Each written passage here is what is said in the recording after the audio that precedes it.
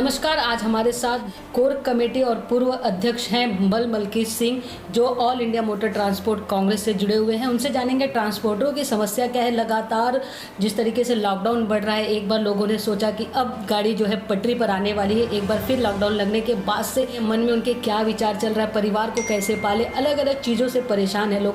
Sir, सबसे पहले तो आपका स्वागत है आवाज़ नेशनल न्यूज़ में। ट्रांसपोर्टरों की सबसे पहले समस्याएं बताइए कि जब वो आपके पास आते हैं तो सबसे पहले उनकी क्या समस्या होती है। सबसे पहले तो आवाज़ चैनल का आपका धन्यवाद करता हूं कि आपने इस जो महामारी है इसमें जो परिवहन उद्योग जो कि इस देश के अर्थव्यवस्था की रीढ़ की हड्डी है उसके बारे में, उनकी परेशानी के बारे में एक्सक्लूसिव स्टोरी कर रहे हैं। कोई भी देश का अर्थव्यवस्था को जानना हो तो आप चक्के से जान सकते हैं जी। चक्का चलता है तो उसका मतलब है कि अर्थव्यवस्था चल रही है। चक्का दौड़ता है तो अर्थव्यवस्था दौड़ रही है। चक्का तेज़ी से दौड़ता है तो अर्थव्यवस्था तेज़ी से दौड़ रही है। लेकिन जो हालात 2020 में जो कोरोना की महामारी ने देश के ऊपर जो संकट था, देशवासियों पर संकट था, कहीं ना कहीं उससे हम उबर रहे थे और जो हमारी यूटिलाइजेशन है वो कहीं ना कहीं 70 से 80% तक आ चुकी थी। गाड़ी यानी पटरी पर आ रही थी जी। लेकिन ये जो दूसरे सेकंड वेव जो इस वायरस की है, इसने बुरी तरह जहाँ पर देश पे असर किया है, इसी के साथ में उद्योग पे भी बुरा असर डाल रही है और परिवहन उद्योग पे भी इसका बहुत भारी नुकसान हो रहा है।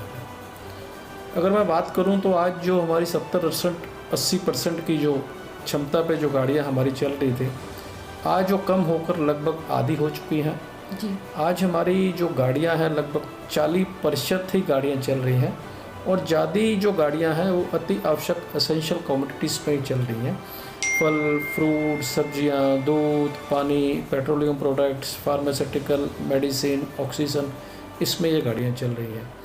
और आप देखेंगे कि जिस तरह पे लगभग 65 से 70% देश लॉकडाउन की स्थिति में है। जी। कह सकते हैं कि कहाँ पर नाइट कर्फ्यू है, कुछ रेस्ट्रिक्शंस हैं, कहीं पर लॉकडाउन है, कहीं पर वीकेंड लॉकडाउन है, कहीं पर 7 दिन का लॉकडाउन है। तो ये विकसित राज्यों में लॉकडाउन लगा हुआ है। यहाँ से महाराष्ट्र की बात करूँ तो गुजरात में भी वही हालात है, राजस्थान में भी वही हालात है, हरियाणा में भी वही है, दिल्ली में भी लॉकडाउन है, यूपी में भी है और दक्षिण की बात मध्य प्रदेश में भी वही हालात हैं। ये विकसित राज्य हैं जहाँ पर माल ढुलाई बहुत ज़्यादा असुविधा होती है। और जब रिस्ट्रिक्शंस होंगी, आवाजाही बंद होगी, डिमांड और कंजम्पशन में उसमें गिरावट आएगी तो सीधा असर उद्योग पे डालेगा, इंडस्ट्री पे डालेगा और परिवहन उद्योग पे भी डालेगा। जब लगभग 12 या 13 तारीख को महाराष्ट्र ने रिस्ट्रिक्शन लगाई थी जी। तब हमने अनुमान एक किया था कि जो 14 लाख वाहन महाराष्ट्र में है और वो 50% पर चलते हैं तो लगभग 315 करोड़ का घाटा प्रतिदिन हमारे उद्योग को झेलना पड़ रहा है। लेकिन आज जिस तरह कल दिल्ली ने लॉकडाउन लगाया है, यूपी में लग चुका है, राजस्थान में लग चुका है, तो आज उसकी हमने आकलन किया है तो आज की डेट में यानी आज जो इस उद्योग को प्रतिदिन 1000 करोड़ का घाटा सहना पड़ रहा है जी। और ये वैसा उद्योग है कि इसके साथ में बहुत बड़ी देश की जनता इसके साथ में जुड़ी हुई है। लगभग 20 करोड़ लोग इसके साथ में जुड़े हुए हैं और एक वाहन के पीछे 4 परिवार पलते हैं, जिसका वाहन है मालिक, उसका चालक, मैकेनिक और एक उसका स्टाफ मेंबर। अगर इन परिस्थितियों में जिस तरह से जो हालात बन रहे हैं, हमें देख रहे हैं कि आने वाले दिनों में हमें काफ़ी परेशानी आएगी। जो हमारे कैश फ्लो है, जो हमने पेमेंट्स व्यापारियों से लेनी है या हमारा जो वर्किंग कैपिटल है, इसके ऊपर कहीं ना कहीं असर दिखेगा।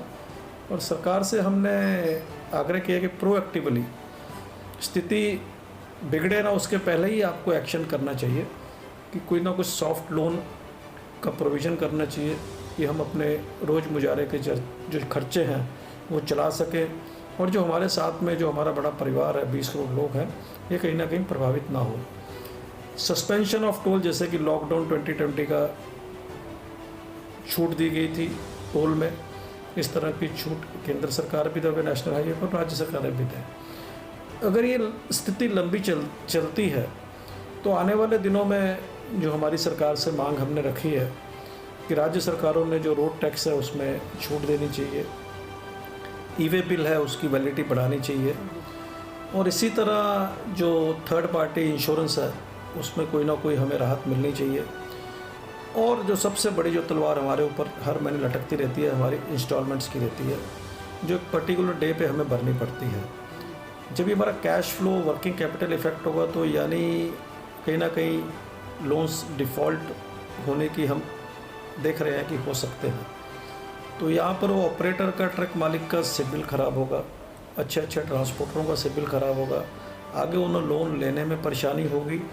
तो हमारा सरकार से आग्रह है कि जैसे पिछली बार आपने किया था कि आपने जो 6 महीने जो EMI डिफ़र की थी, अभी भी स्थिति बिगड़ने मत दीजिए, पहले ही जो EMI है डिफ़र करिए।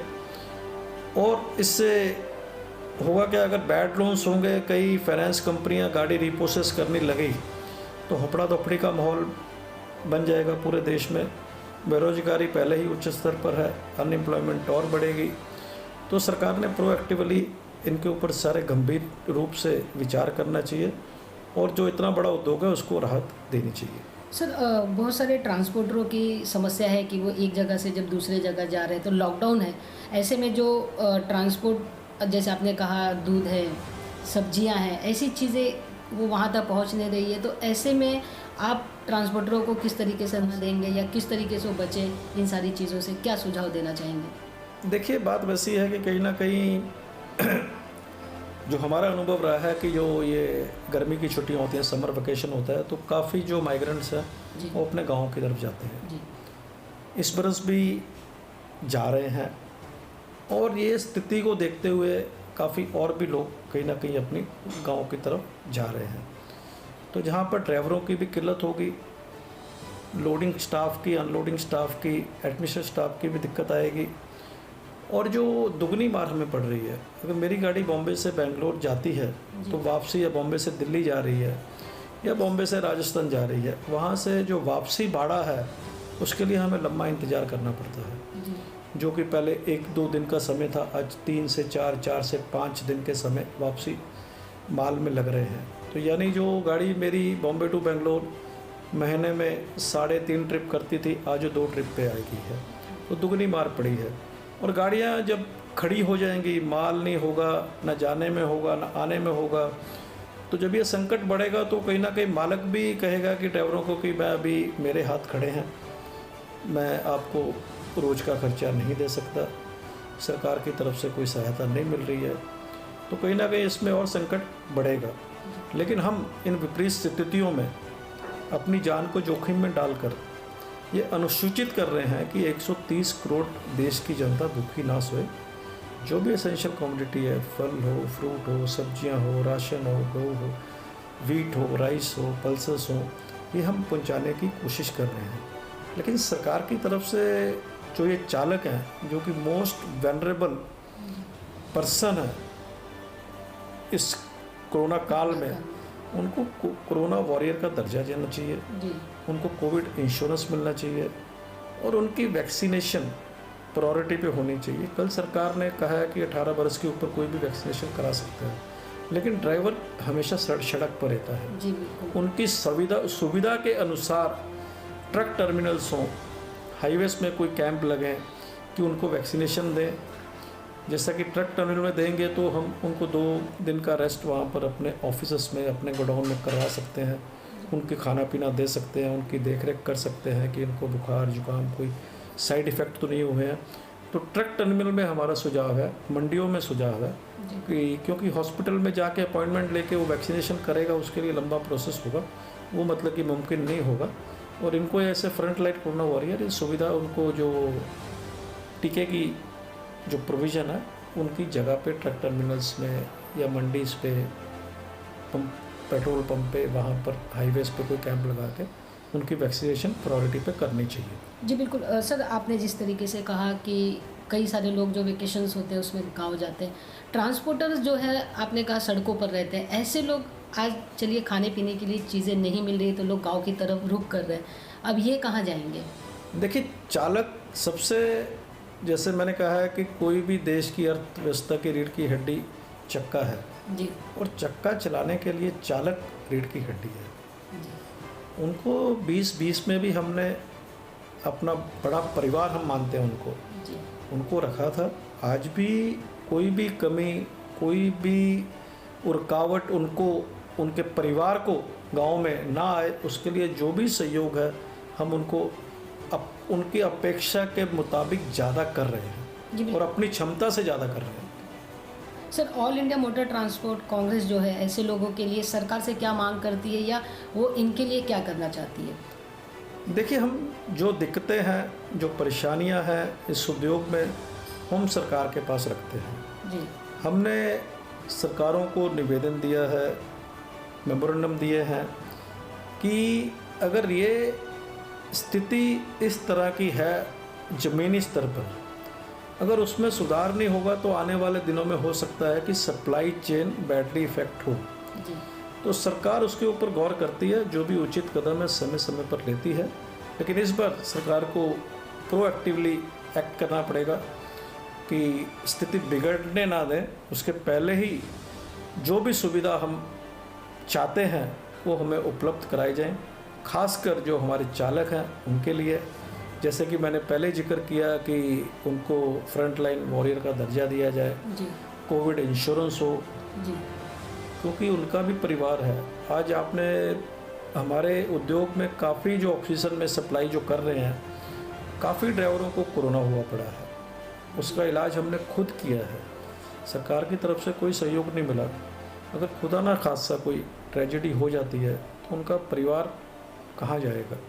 तो उनके लिए कोविड इंश्योरेंस हो, और वैक्सीनेशन, मैंने कहा है कि जो वैक्सीनेशन ही एक इलाज है, और they are the most vulnerable जी इन दिस कंडीशन, तो उनको उनकी जगह पे उनका टीका दिया जाए। जी बिल्कुल, बहुत संवेदनशील बात जो है बलमल्की सिंह जी ने की है। उन्हें एक इंश्योरेंस की बहुत ज़रूरत है क्योंकि परिवार उनके पीछे जुड़ा हुआ होता है, वो सड़कों पर होते हैं, परिवार घर पर उनका इंतज़ार करता है। ऐसे में अगर कोरोना महामारी उनको लगती है तो उसे एक पूरा परिवार जो है तहस नहस हो जाता है। सर, जिस तरीके से आपने कहा इंश्योरेंस चाहिए, महाराष्ट्र में भी सर्कुलेशन, आपने भी कई सारे रिसर्च किए, हमें कितना प्रभाव पड़ रहा है? अगर हम सिर्फ महाराष्ट्र की अगर बात करते हैं, इस तरीके से ट्रांसपोर्ट रुकता है तो क्या कहेंगे? देखिए, अगर ट्रांसपोर्ट रुकता है तो उसका असर निचले स्तर पर बहुत गंभीर रूप से होता है। जी एक तो महामारी है, जी उसमें अगर एसेंशियल की रुकावट आ जाए तो ये महामारी क्या गंभीर रूप लेगी, आप उसकी कल्पना खुद कर सकते हैं। ऑक्सीजन की हम बात करें, जो कि आज की तारीख में सबसे इम्पोर्टेंट चीज़ है, जी। जो कि लोगों के पास नहीं नहीं मिलती। 650 टन की खपत थी, आज 1500 टन की खपत हो गई है, यानी 130% ऑक्सीजन की रिक्वायरमेंट बढ़ गई है। जी साइन हॉस्पिटल की बात करें तो हम 3 दिन में 6 टन का टैंकर भेजते थे, आज 1 दिन में 3 टैंकर जा रहे हैं।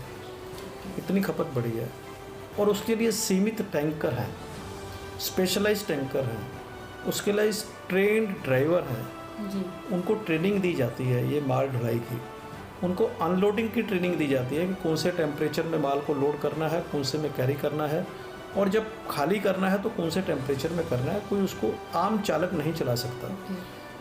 और हम ये अनुसूचित कर रहे हैं कि 2-2, 3-3 ड्राइवर लगा के राउंड द क्लॉक 24/7 ऑक्सीजन की सप्लाई में कोई रुकावट ना आए।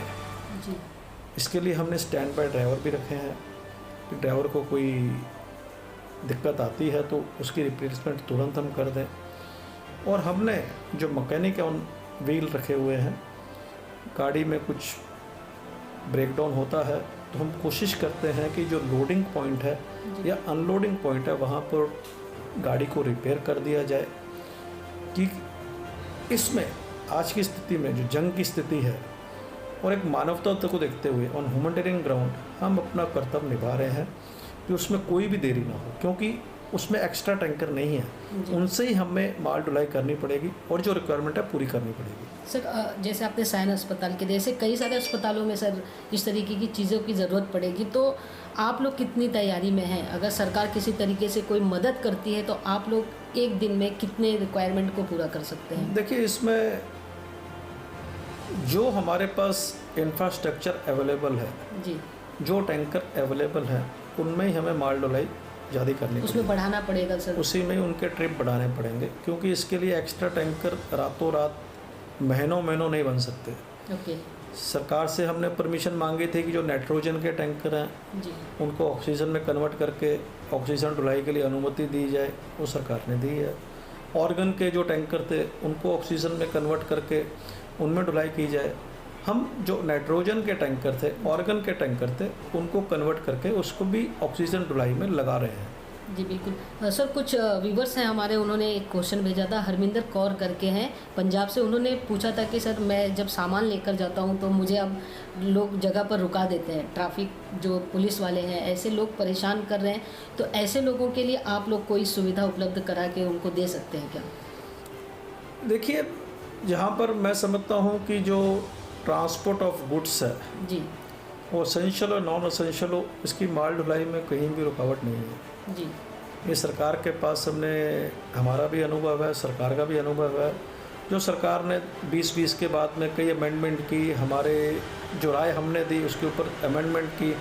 आज भी सरकार ने येलो स्टिकर लगाकर गाड़ियों को ट्रांसपोर्ट ऑफ गुड्स के लिए छूट दे रखी है। ओके तो हमने सरकार के पास यही किया था कि आपने अनुमति दे रखी है, जी आपने सर्कुलर नोटिफिकेशन निकाल रखा है, लेकिन इसकी विस्तार से जानकारी जो फील्ड ऑफिसर हैं, जैसे जी, आपने हरमिंदर कौर की बात की, जी जी सर, शायद वो जो फील्ड ऑफिसर है उसको उसकी पूरा ज्ञान नहीं है, जी वो पूरा उसके ऊपर उसने अध्ययन नहीं किया हुआ है, या वहाँ पे लोकल उसको गाइडलाइंस नहीं मिली है। अगर मिली है तो उसको ये कार्रवाई नहीं करनी चाहिए, अगर वो करता है तो सरकार ने उसके ऊपर कार्रवाई करनी सर अगर चाहिए। ऐसे लोग हैं तो आप उनको क्या बताना चाहेंगे, किस तरीके से वो सेफ रह सकते हैं ऐसे कामों को अपने करते हुए? देखिए, आज की सबसे बड़ी जो है कि किस तरह आप अपना बचाव कर सकते हैं, और आपको ज़रूरत है तो ही आप ट्रैवल करें, क्योंकि हमारी मजबूरी है, हमारे चालक की मजबूरी है कि हमने 130 करोड़ जनता का हम अनुसूचित कर रहे हैं कि कोई भूखा ना सोए। हमारी मजबूरी है, तो हमें काम करना पड़ रहा है। जिनको कुछ बिना काम से आवाजावी ना करें कि एक बार ये वायरस रुके, बंद हो तो स्थिति सामान्य हो। जी बिल्कुल सर। कई सारे लोग एक राज्य से दूसरे राज्य में सारे सामान लेकर जाते हैं, वहाँ पर फंस जाते हैं, तो उनको देखने वाला उस समय वहाँ पर कोई नहीं होता, वो खुद स्वयं ही अपने लिए वहाँ पर उनको सब कुछ करना पड़ता है। तो ऐसे में सरकार को ऐसे लोगों के लिए किस तरीके से मदद पहुँचानी चाहिए? देखिए, जहाँ पर मैं अपने उद्योग की बात करूँगा, जी जो हमारे चालक हैं, जी सर, गाड़ी लेके, जैसे मैंने उदाहरण दिया, बॉम्बे से बेंगलोर गया या दिल्ली गया, वहाँ पर हमने उनकी प्रोविज़न कर रखी है कि उनको कोई भी असुविधा ना हो। जी हमारे वहाँ पर जो लोकल ऑफिस होंगे या लोकल संस्थाएं होंगी, या उनको कोई भी खान पीन की, दवाई की ज़रूरत पड़ती है, तो हम कोऑर्डिनेट करके उनकी जो भी ज़रूरत है पूरी करते हैं। सर कहाँ पर सर? देश भर में all India motor transport Congress एक देश की एपेक्स बॉडी है, मदर जी। बॉडी है, जिसके साथ में 90 लाख ट्रकर्स जुड़े हुए हैं और 3500 देश की, राज्य की, तालुका की, डिस्ट्रिक्ट की जुड़ी हुई हैं। तो हम कहीं भी कोई भी हमारे ऑपरेटर को दिक्कत आती है तो जो लोकल यूनिट हमारी है वो उनको पूरा सहयोग करती है। जी कौर जी, आपको शायद आपके क्वेश्चन का आंसर मिल गया होगा। अगर आप एक जगह से दूसरे जगह जाते हैं तो उस ऑफिसर को उस सारे गाइडलाइंस के बारे में बताइए अगर आपको जानकारी है। और अगर आप लोग यहाँ से वहाँ जाते समय फंस जाते हैं तो all India motor transport Congress जो है पूरे देश भर में फैला हुआ है, वो आप जैसे लोगों के लिए मदद के लिए ही है। सर क्या कहना चाहेंगे, अगर हम महाराष्ट्र की अगर बात करें, जिस तरीके से आपने कहा कि यहाँ का ट्रांसपोर्ट रुकता है या ऐसी चीज़ें होती, तो 315 करोड़ केवल महाराष्ट्र में ही जो है दिक्कत का सामना करना पड़ा, इफ़ेक्ट पड़ा ट्रांसपोर्टों पर। अगर ऐसे ही आगे भी चलता रहा तो कितना इफ़ेक्ट पड़ सकता है? देखिए, मैंने पहले कहा था कि जो हमने जब ये आकलन किया, जब महाराष्ट्र सरकार ने जो रेस्ट्रिक्शंस लगाई थी जी, तब हमने आकलन किया था कि जी ये रेस्ट्रिक्शन के कारण जो माल ढुलाई पर हमें असर होगा वो 315 करोड़ प्रति दिन का होगा। जी, लेकिन आज जिस तरह के और राज्यों ने रिस्ट्रिक्शन लगाई हुई हैं, आज की तारीख में 1000 करोड़ प्रतिदिन का नुकसान हमें झेलना पड़ रहा है। और ये आने वाले दिनों में अगर और रिस्ट्रिक्शन लॉकडाउन होता है तो और बढ़ते जाएगा। जी, तो सर इससे कुछ बचने का सुझाव या आपने कुछ अपनी तरफ से सोचा हो? ये वैसी स्थिति है, एक महामारी है, पैंडमिक है, it is beyond control of everybody. जी, परिस्थितियों का सामना डे टू डे बेसिस पे हमें करना पड़ेगा, जो हम कर रहे हैं।